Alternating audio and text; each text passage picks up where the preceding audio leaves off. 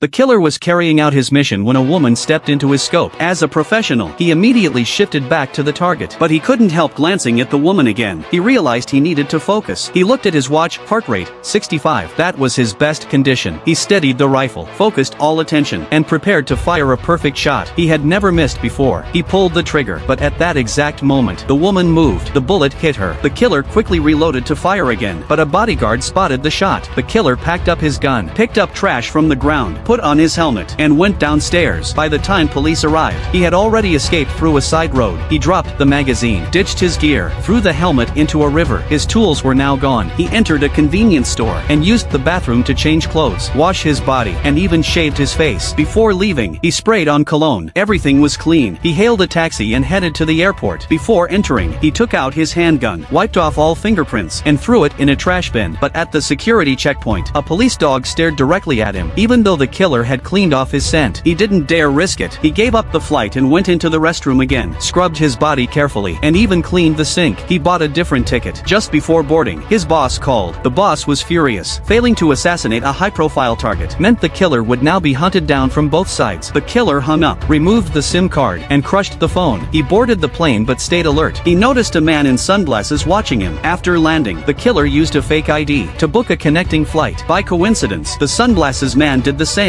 They ended up in the same waiting room. The killer didn't take chances. He changed his flight to the next day and stayed at an airport hotel. He ordered room service, not because he was hungry, but because he needed tools. Using the glass and plate, he set up a noise trap by the door. If anyone entered, the sound would alert him. He held a dinner knife and sat on the couch through the night. The next day, the man in sunglasses did not appear. The killer finally felt safe. He boarded the flight. His car was parked outside the airport. Even on the road, he remained alert. He changed routes constantly and avoided driving side by side with any other car. If someone matched his speed, a gun barrel could appear at any moment. At last, he reached his home. But something was wrong. There were two large footprints on the ground. They did not belong to his wife. Next to the footprints were cigarette butts. Someone had been watching his house. He ran to his car and grabbed his gun. Hidden behind bushes, he moved toward the house. That's when he saw it. Clear footprints leading closer to the building.